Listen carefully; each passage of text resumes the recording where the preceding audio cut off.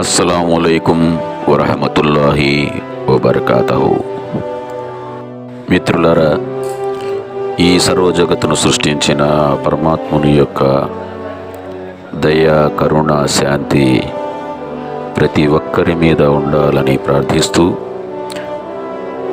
గుంటూరు జిల్లా పెదకాకానిలో వెంచేసి ఉన్న హజరత్ బాజీ షహీద్ ఔలియా వారి గురించి తెలుసుకుందాం. వీరు సుమారు 554 సంవత్సరాల క్రితం పెదకాకానికి వేంచేసి ఉన్నారు. వారు ఇక్కడ తన మహిమలను ఎన్నో చాటారు. వారు సుమారు ఒక పెద్ద తాటి చెట్టు అంత హైట్ ఉండేవారట. వారు వారి వస్త్రాలను తాటి చెట్ల మీద ఆరవేసుకునేవారట. వారు ఇక్కడ సజీవంగా సమాధి అయినారు. వారి సమాధిని గమనించినట్టయితే ఆ సమాధి ఎంతో పొడవుగా ఉంటుంది. బాబావారు సమాధి అయ్యే ముందల వారి కాళ్లను లోపలకు మడుచుకొని జీవ సమాధి అయ్యారట. లేకుంటే బాబావారి సమాధి ఇంకా పొడవుగా ఉండేది. మొక్కులు తీర్చుకోవటానికి వచ్చిన భక్తులు బాబావారికి చాదర్ సమర్పిస్తారు. వారు ఎంత పెద్ద చాదర్ తీసుకుని వచ్చి బాబావారి మీద పరిచినా అది ఏదో ఒక మూల, ఎటో ఒక వైపు ఎంతో కొంత తగ్గుతూనే ఉంటుందంట. ఇది బాబావారి మహిమల్లో ఒక మహిమ. అయితే ఈ విషయం తెలుసుకున్న ఒక వ్యక్తి కొలతలు తీసుకొని మరీ చాదర్ తయారు చేయించి బాబావారికి సమర్పించాడంట. అయినా కానీ ఆ చాదరు కొంచెం తగ్గటంతో తను చేసిన ఈ పనికి క్షమాపణ తెలుపుకున్నాడట బాబావారికి. బాబావారి వద్దకు వివిధ ఆరోగ్య సమస్యలతో బాధపడుతున్నవారు, దుష్టశక్తుల చేత పీడించబడుతున్నవారు ఎక్కువగా వస్తూ ఉంటారు. ఆరోగ్య సమస్యలు ఉన్నవారు కానివ్వండి, ఈ దుష్టశక్తుల వల్ల పీడింపబడుతున్నవారు కానివ్వండి, బాబావారి దగ్గర 5 రోజుల నుంచి సుమారు 10 రోజుల వరకు అక్కడ నిద్ర చేసి ఆ సమస్య నుంచి వారు బయటపడిన తర్వాత వాళ్ళ మొక్కులు తీర్చుకొని అక్కడ నుంచి భక్తులు వెళ్ళటం అయితే జరుగుతుంది.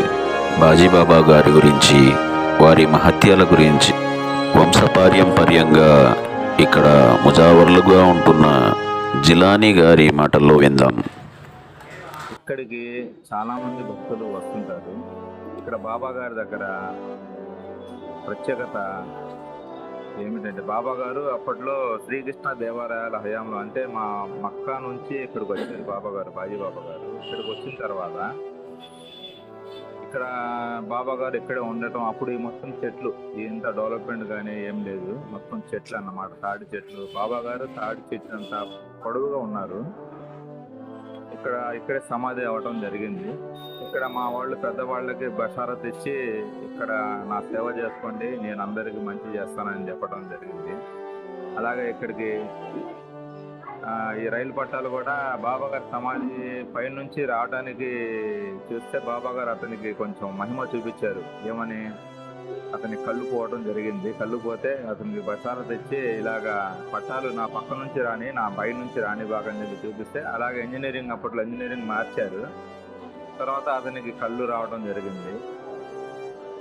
అలాగే ఇక్కడ మన పెదకాకాని కరణం గారు ఆయన ఉండేవారు. ఇక్కడ ఒక చెట్టు కొట్టించారు బాబా గారి దగ్గర ఉండే తలబాగాన ఒక చెట్టు ఉండేది, నడి చెట్టు. అది కొట్టించేటప్పటికి దాంట్లో నుంచి పాలు వచ్చినాయి. వచ్చి ఆయనకు కూడా కొంచెం షాక్, అంటే ఏదో రకంగా ఒక సమస్య రావటం మొదలైంది. అప్పుడు ఆయనకు కూడా ఇలాగే బషారత్ ఇస్తే ఆ చెట్టు నరకకుండా మామూలుగా అలాగ వదిలేశారు. అప్పుడు ఈయన మహిమ ఏందో కొంచెం అలా ఒకరి నుండి ఒకరికి తెలిసిపోయి ఈయన మహిమ ఇక్కడికి భక్తులు రావడం జరిగింది. నేను ఇక్కడ ఈ బాజీబాబా దర్గాకి ఒక ధర్మకర్తని. నా పేరు షేక్ జిలానీ. ఇక్కడ మా తాత ముత్తాతల కాడ నుంచి ఆయన సేవలు చేసుకుంటూ వచ్చారు. మా నాన్నగారి తర్వాత నేను వచ్చాను ఆ స్థానంలో. అలాగే ఇక్కడ ఏంటంటే ప్రత్యేకత, ఎవరికన్నా ఆరోగ్యం బాగలేకపోయినా, గాలి ఉన్నా, చేతబడి ఉన్నా ఇక్కడ బాబా గారి దర్గాకి రాగానే ఆ బావి, ఇక్కడ సఫా బావి ఉందండి, ఆ బావి దగ్గరికి వెళ్ళి స్నానం చేయాలి. ఆ స్నానం, ఆ నీళ్లు పడంగానే ఒంటి మీద, ఒంట్లో ఎలాంటి రూపం ఉన్నా బయటకు వచ్చేస్తుంది. ఒకవేళ చేతబడి ఉందనుకోండి, ఆ చేతబడి కూడా ఒంట్లో నుంచి నెప్పులు విప్పులు ఒకేసారి తగ్గిపోతాయి, ఫ్రీ అయిపోతాడు ఆ నీళ్లు పడంగానే. ఎందుకంటే బాబా గారు ప్రతిరోజు ఆ బావిలో స్నానం చేస్తారు. స్నానం చేసి ఆ బావిలో ఉన్న నీళ్ళకి మంత్రం చదివి మంత్రంతో ఊది వస్తారు అన్నమాట ప్రతి భక్తులు కూడా.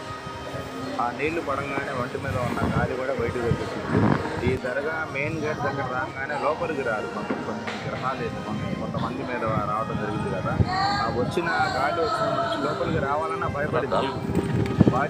బాబా గారు పట్టేసుకుంటారు, అసలు ఎందుకు వచ్చావు ఒంటి మీదకి, నీకేం కావాలా, నువ్వు ఎందుకు రావాల్సి వచ్చింది అని పట్టేసుకుంటారు. అలాగా బాబా గారి మహిమ ఇలాగ జనాలకి కల్లారా, అంటే మనం చెప్పడం కాదు, కల్లారా చూస్తే గానీ ఇక్కడ అర్థం అవ్వదు. కల్లారా, ఎందుకంటే వాళ్ళు ఒక 5 వారాలు బాబా గారి సన్నిధిలో రావడం, దూరం నుంచి వచ్చే వాళ్ళు అయితే 5 వారాలు తిరుగుతారు. గురువు శుక్రవారం వచ్చి నిద్ర చేసి, ఆయన దగ్గర స్నానాలు చేసి నిద్ర చేసి ఆయన అంతరాలు గడ్డించుకుని వెళ్తారు. ఆ సమస్యలన్నీ, ఆ గాలి, ఆ దయ్యాల భూతాలు మొత్తం దూరం అయిపోతాయి. వాళ్ళు ఏదో ఒక మొక్కుబడి రూపంలో బాబా గారికి వేటపోతు రూపంలో ఒక 100 మందిని తెచ్చుకొని భోజనాలు చేసుకొని ఇక్కడ బాబా గారి ఆ సత్యాన్ని చెప్పుకొని ఆయన మీద చక్కర క్లాత్ వేసుకొని వెళ్ళిపోతారు దర్శనం చేసుకొని. అలా వేలల్లో కొంచెం భక్తులు పెరుగుతున్నారు బాబా గారి మహిమతో. ఆయన మహిమ అలాంటిదండి.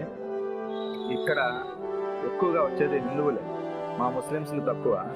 ఎక్కువగా హిందువులే వస్తారు బాబా గారిని, ఎక్కువగా హిందువులే. ఎందుకంటే ఆయన మహిమ కళ్ళారా చూస్తున్నారు. హిందువులకి కూడా ఆరోగ్య పరిస్థితులు బాగలేకపోయినా వాళ్ళు ఎక్కువ మంది హైదరాబాద్ కానీ, వైజాగ్ కానీ, చెన్నై కానీ, బొంబాయి నుంచి కానీ, మన ఇండియాలో 4 మూలల నుంచి వస్తుంటారు తెలుసు.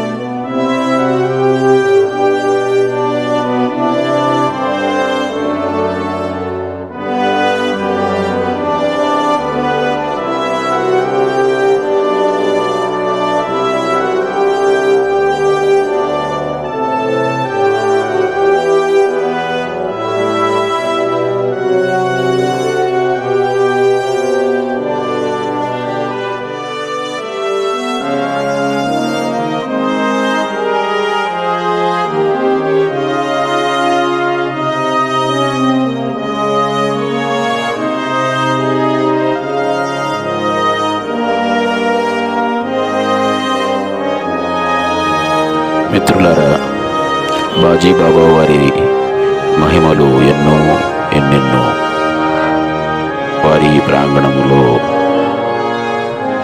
వారికి సమర్పించడానికి అగరబత్తులు, ప్రసాదాలు, కొబ్బరికాయలు, ఇలా ఎన్నో ఉన్నాయి. మిత్రులారా, ఈ ప్రాంగణంలో కొన్ని దర్గాలు కూడా ఉన్నాయి. ఈసారి వాటి గురించి చర్చిద్దాం. బాబా వారి దర్గా దాటి బయటికి వచ్చిన తర్వాత అమ్మ జానమ్మ అనే దర్బార్ ఒకటి కనబడుతుంది. దర్గా ఆవిడ బాబా గారి భక్తురాలు. ఆవిడ ఇక్కడ సమాధి అయ్యారు. వారి దర్గాని కూడా మనం దర్శించవచ్చు. నాకు ఇష్టం వాళ్ళు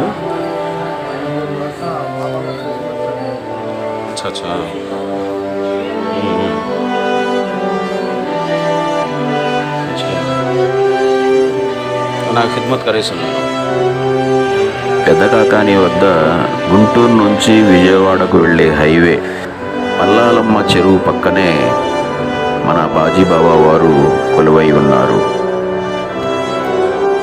బాబావారి ఆశీర్వాదం మనందరి మీద ఉండాలని కోరుకుంటూ, వీడియో నచ్చితే లైక్ చేయండి, షేర్ చేయండి, కామెంట్ చేయండి. ఛానల్ను తప్పకుండా సబ్స్క్రైబ్ చేసుకోండి. ధన్యవాదాలు.